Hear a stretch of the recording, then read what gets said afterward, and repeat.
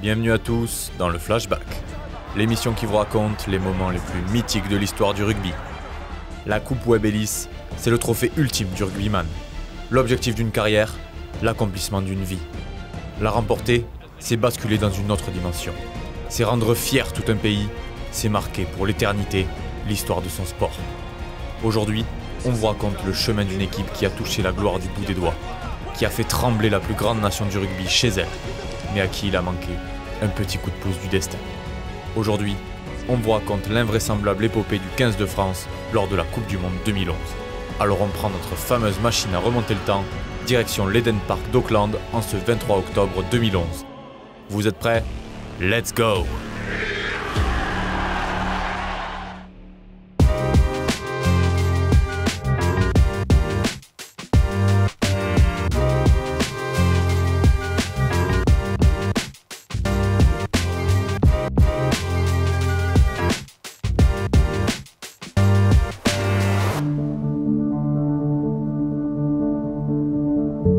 En ce début de décennie, le 15 de France est difficile à cerner.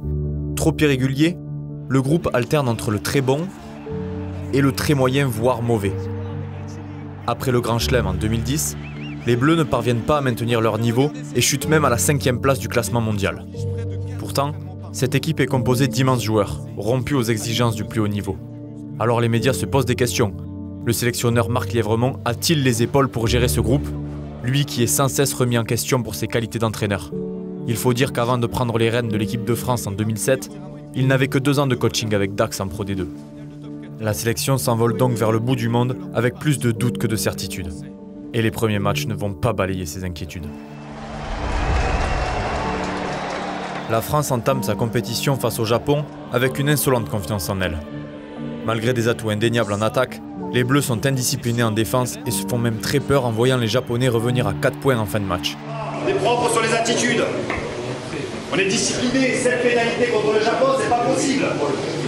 Les Français s'imposent, mais ne convainquent pas. Le potentiel pour battre les Canadiens. Après une balade contre une faible sélection du Canada, les hommes de Marc Lièvremont retrouvent les monstres tant redoutés, les terribles All Blacks. C'est le premier vrai défi pour Du Sautoir et sa bande. En bon hôte de la compétition, les Kiwis ont su accueillir leurs invités comme il se doit, avec 2 énormes boucheries.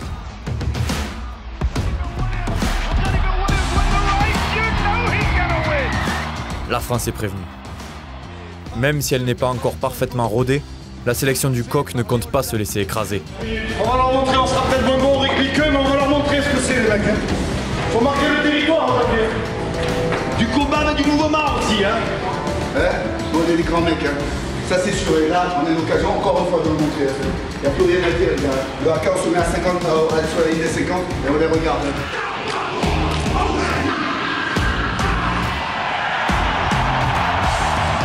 Mais malgré une entame encourageante, l'écart de niveau est trop flagrant. Du Sautoir et ses hommes se font écraser, dominés par une équipe néo-zélandaise indomptable. Dan Carter est chirurgical au pied, et Maanounou prouve qu'il est le parfait héritier de Tana Umaga, un 3/4 centre surpuissant qui perce les défenses avec une facilité déconcertante. Les Blacks s'amusent avec les Bleus et proposent même des inspirations géniales, dignes des plus belles heures du French Flair. Terrible, il y a une agressivité. Oh, il est parti, Carter. Oh, la feinte. Oh, c'est terrible. Oh, c'est terrible le 3e essai. C'est terrible. La Nouvelle-Zélande s'impose avec la manière et s'assure la première place du groupe A. Voilà, bravo pour votre courage. Encore une fois, il va falloir régler ces problèmes. Il va falloir progresser vite, les gars. Parce que c'est pas possible, parce que le haut niveau ne nous permet pas de faire des boulettes comme ça et donner trop de points trop facilement à l'adversaire. Par rapport à votre courage, par rapport à votre solidarité. Là où Marc Lièvremont voit cette défaite comme une leçon, les médias français crient à l'humiliation, ce qui a le don d'agacer le groupe. Les relations avec les médias se tendent et même l'entente entre joueurs et le staff se dégrade, polluée par toutes ces histoires extrasportives. Est-ce que tu penses toujours que vous pouvez être champion du monde? Tu m'emmerdes avec ta question. D'accord? On vient d'en prendre 40, donc elle est tordue. Que ça te plaise ou non, il faudra se satisfaire de ça. D'accord? Donc on veut bien parler du jeu, j'ai dit, ben pas d'accord, ben tu peux quitter la salle si ça te plaît pas. Tu me charges décidément toi aussi, hein? Toutefois, le sélectionneur continue de défendre ses garçons. Il est comme un grand frère qui martyrise sa fratrie à la maison, mais qui fait front quand ils sont menacés par des inconnus. L'ambiance est au plus bas avant le dernier match de poule face au Tonga.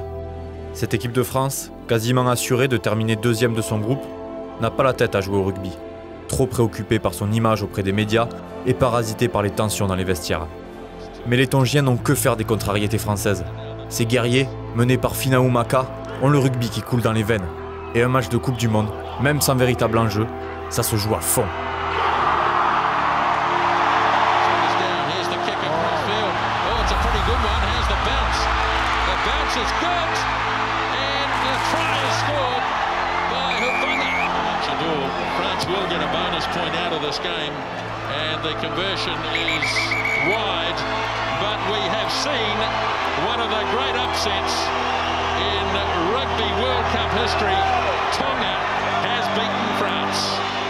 Sans envie et sans idée, les Bleus prennent une claque et s'inclinent à la surprise générale. Ils nous ont pris sur l'agressivité. Tu avais l'impression qu'ils n'étaient pas 15 sur le terrain, mais 30. On voulait gagner en étant facile, presque en se préservant pour la suite. Mais le rugby, ça marche pas comme ça. 2 défaites en 2 matchs. Les Bleus se font pourrir par les médias. Mais c'est l'électrochoc qui manquait à ce groupe pour devenir enfin une vraie équipe. Agacés par la presse et fatigués des tensions avec le staff, les joueurs se remettent en question. L'objectif, c'est d'oublier les égos. Arrêter de se centrer sur soi, mais plutôt se concentrer sur le collectif. Les joueurs se réunissent entre eux pour se retrouver, se mobiliser et faire renaître la flamme. Après une grande beuverie qualifiée de soirée de cohésion par les intéressés, ils en sont désormais persuadés. Ils peuvent être champions du monde. Ils le savent, ils ont raté leur phase de groupe. Mais ils savent aussi que les noms couchés sur le papier à chaque match comptent parmi les meilleurs du monde. Le groupe prend alors ses distances avec la presse et décide de s'autogérer. Les joueurs prennent leurs responsabilités, organisent leurs entraînements et proposent même des systèmes de jeu. Le 15 de France reprend la compétition dans un climat tendu avec Marc Lièvremont, mais avec un nouvel état d'esprit, une mentalité de champion. Et c'est le minimum syndical requis avant d'affronter le rival anglais en quart de finale. La perfide Albion a trop souvent gâché les rêves français en Coupe du Monde. Mais cette fois c'est différent, le vent a tourné. C'est pas eux qui vont décider de notre sort, c'est pas ces mecs en là en face qui vont décider de notre sort. C'est nous qui avons décidé de notre sort aujourd'hui. Chacun va regarder ce qu'il sait faire. L'équipe de France n'a pas commencé sa Coupe du Monde. La Coupe du Monde doit commencer ce soir pour le 15 de France, pour le 22 de France. Le coup d'envoi donné dans quelques secondes par monsieur Steve Walsh, arbitre néo-zélandais. Face au 15 de la Rose, les Bleus sont méconnaissables. Un essai plein de flair de Vincent Clerc, puis Maxime Médard offre une avance de 16 points à la mi-temps. La combinaison avec Vincent Clerc, il est passé Vincent. Allez Vincent, allez peut-être. Et c'est Vincent Clerc. Oui, et c'est de l'équipe de France. C'est encore français pour l'instant. Monsieur Wolf l'a joué. Et l'on ouvre, on l'a pas dans les chaussettes. On lâche peut-être Palisson, oui. Intérieur. Et c'est de Maxime Médard. Superbe. En seconde période, la défense française résiste héroïquement aux assauts des soldats de Sir Johnny Wilkinson. La bataille est disputée, mais les Bleus s'imposent finalement 19-12. Une semaine après avoir proposé le pire, le 15 de France montre qu'il est aussi capable du meilleur. Les Bleus tiennent enfin leur match référence. C'est énorme. C'est la réunion d'une équipe avec son pays, avec ses journalistes, avec ses supporters. Exceptionnel. Bravo messieurs, la vérité c'est le terrain. Bravo. Ce groupe aurait pu exploser avec tout ce qui s'est passé pendant 10 jours. Franchement, c'est une immense équipe de France. C'est une immense équipe de France qu'on a sous les yeux.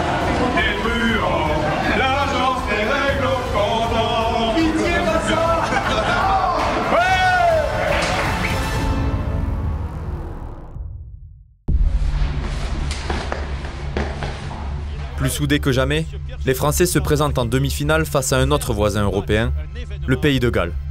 Sur le papier, l'équipe de France est supérieure au 15 du Poireau. Mais un ticket pour une finale n'est jamais gagné d'avance. Et ça, la bande de Thierry du Sautoir va en faire les frais. Le coup d'envoi, James Hook, première demi-finale de cette 7e Coupe du Monde. Les Diables Rouges vont vendre chèrement leur peau dans ce qui est peut-être la victoire la plus difficile des Bleus dans la compétition. Très vite, le match bascule, avec la sortie sur blessure du pilier titulaire Adam Jones. Quelques minutes plus tard, les coéquipiers de Shane Williams subissent un autre coup du sort en étant réduits à 14. Le capitaine gallois Sam Warburton, impressionnant tout au long du tournoi, se fait expulser pour un plaquage cathédral litigieux sur Vincent Clerc. Il y a eu une énorme cartouche du capitaine gallois. Rouge un peu trop sévère, la question est toujours ouverte outre-Manche. On va chercher une finale de Coupe du Monde. On s'en rappelle? Alors on remet tous le cadre, on remet tous le cadre, on se rappelle pourquoi on est là. On n'a rien à branler qu'il soit 14. Touchés mais pas coulés, les vaillants gallois luttent pour revenir au score. Mike Phillips inscrit le seul essai de la rencontre, mais le 15 du Poireau manque de réussite au pied, incapable de répondre aux 3 pénalités réussies de Morgan Parra. Pendant les 20 dernières minutes, les Français conservent désespérément leur petit point d'avance face à des Gallois conquérants. Ils vont enfin faire preuve de la discipline qui leur a tant manqué en début de tournoi. Mais à 5 minutes de la fin, le Pays de Galles obtient une pénalité à 50 mètres face au poteau. La voilà la pénalité. Leif Alfpenny a le ticket pour la finale au bout du pied. C'est dessous Thierry. Je l'ai vu passer dessous. Le destin du 15 de France s'est joué sur quelques centimètres. Quelle frayeur! Après ça, les tricolores cadenassent leur moitié de terrain et enterrent les derniers espoirs gallois.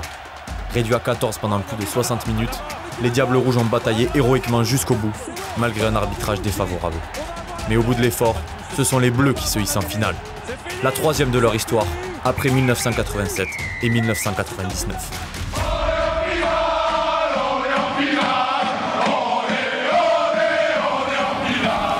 Personne ne les attendait à ce niveau de la compétition. Et pourtant, ils l'ont fait. Désormais, tout le groupe France a les yeux rivés sur le trophée ultime. L'heure de la revanche a sonné. La revanche face à l'acharnement médiatique. La revanche d'un début de tournoi raté. La revanche face à cette sélection kiwi qui les avait humiliés en phase de poule. Mais surtout, la revanche du 15 de France face à l'héritage All Black. France-Nouvelle-Zélande à l'Eden Park. C'est le parfait remake de la finale de la première Coupe du Monde en 1987. À l'époque, la bande de Serge Blanco n'avait pas fait le poids, mais aujourd'hui c'est différent. Le 15 de France peut regarder les Blacks droit dans les yeux. Ils ne sont plus les mêmes qu'en 87, et complètement différents depuis le match de poule.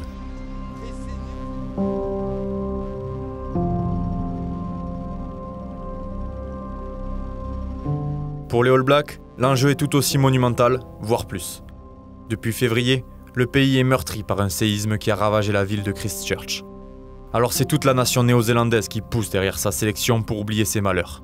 Tout un peuple bercé par le rugby qui attend depuis 24 ans de pouvoir à nouveau célébrer une victoire dans la plus prestigieuse des compétitions.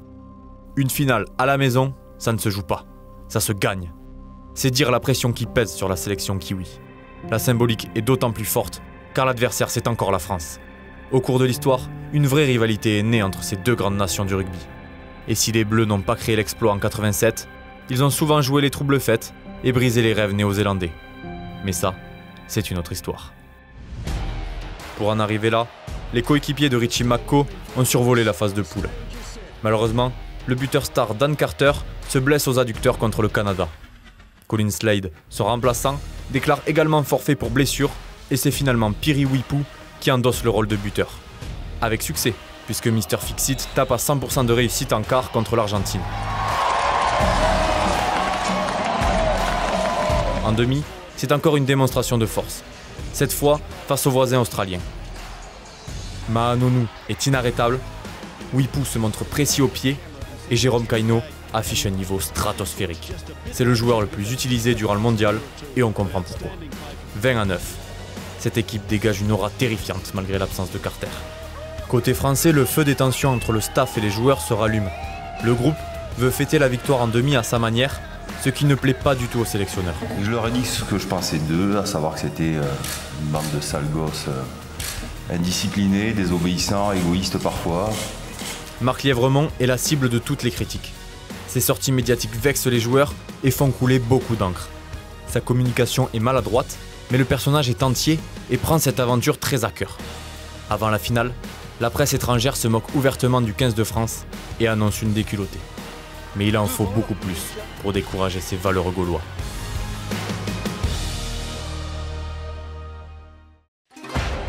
Exceptionnelle ambiance dans cet Eden Park. Ils sont portés par tout un peuple. La Trinité au sein du rugby néo-zélandais. C'est un maillot, c'est une fougère argentée et c'est un chant guerrier, le fameux Haka. Voilà le moment tant attendu, la finale de la Coupe du Monde. Le poids de l'événement pèse très lourd sur les épaules des 30 protagonistes. Mais aucun n'est venu pour subir. Et surtout pas les Français. Beaucoup connaissent la valeur d'une finale et la douleur d'une défaite. Au moment du haka, les Bleus forment une flèche et avancent d'un pas déterminé vers leurs ennemis. Ils comptent bien ouvrir en deux cette équipe kiwi. L'initiative déstabilise, le stade se tait.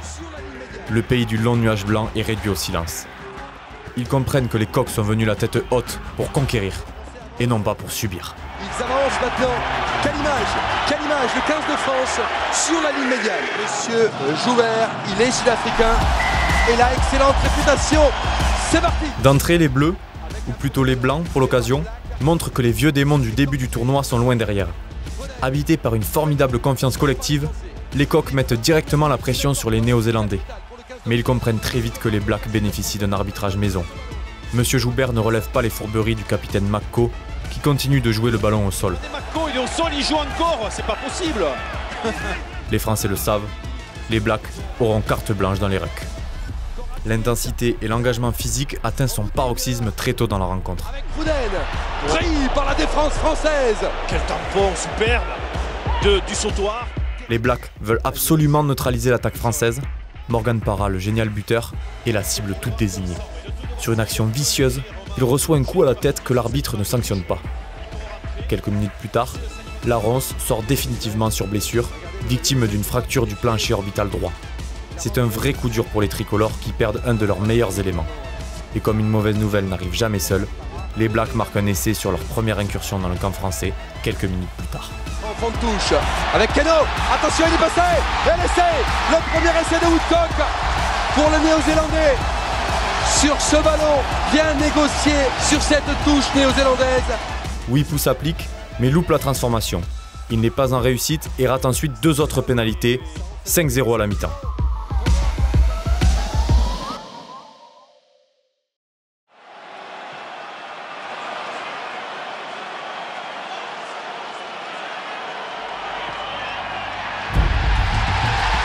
Et ça passe Thierry, 8-0 pour les Blacks.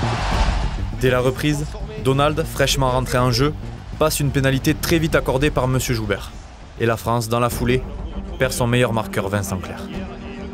Le sort semble jouer contre les Bleus, mais s'ils ont bien retenu une leçon pendant la compétition, c'est celle de ne jamais se laisser abattre.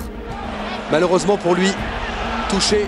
Et c'est François Trinduc qui sonne la charge. Il est bon ce ballon, François Trinduc. Il est parti avec peut-être Yashvili qui a glissé.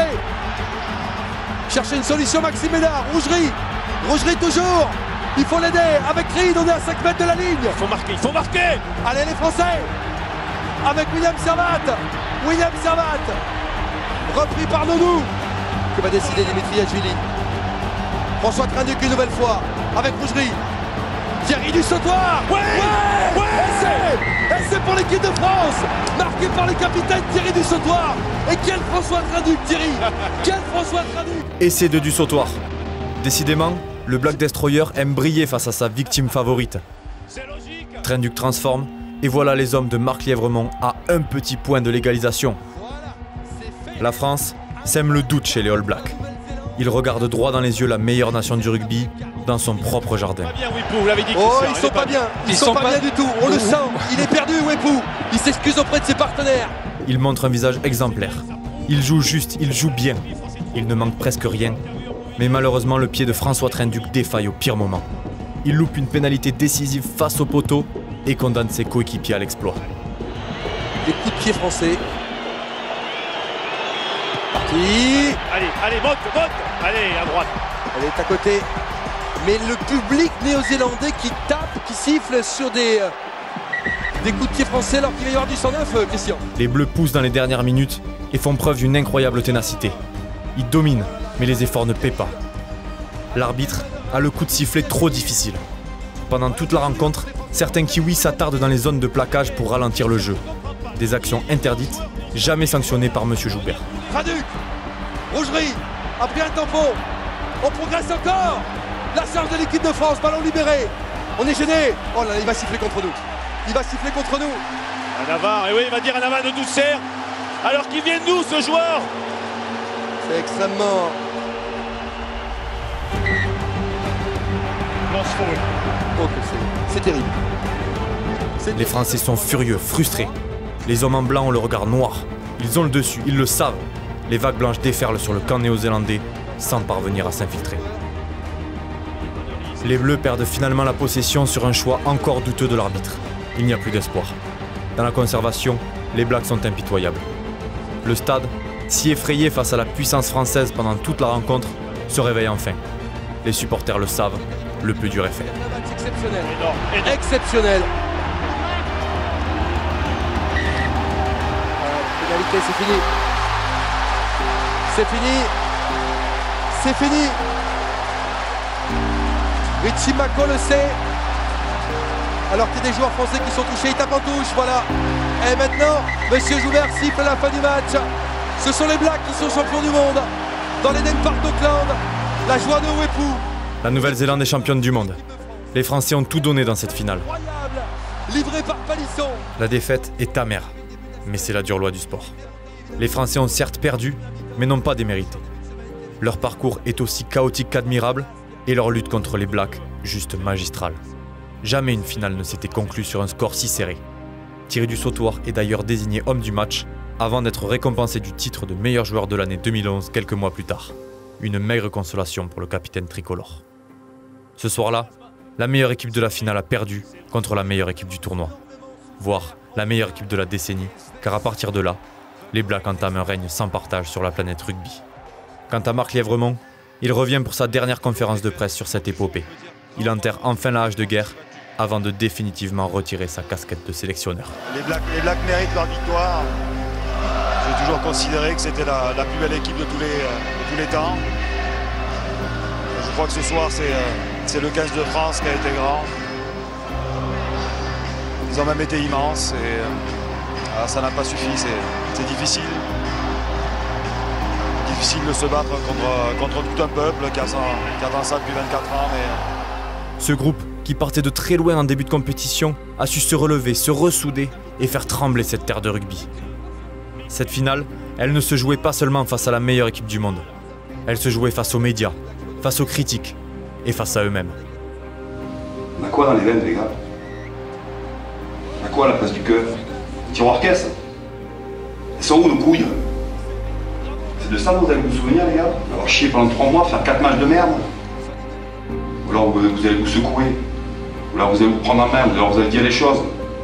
Moi, je suis peut-être qu'un petit entraîneur de Pro D2 qui n'a pas le talent de vous entraîner, d'entraîner une des plus grandes équipes au monde. On a des mecs qui sont du bout du monde pour vous encourager. Alors, j'avais plein le cul de répondre à la presse, de dire nous sommes les leaders, on n'a pas les leaders, et le truc. Putain, j'ai dit merde.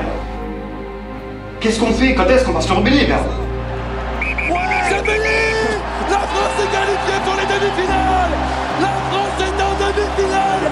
C'est fini! C'est fini! C'est fini!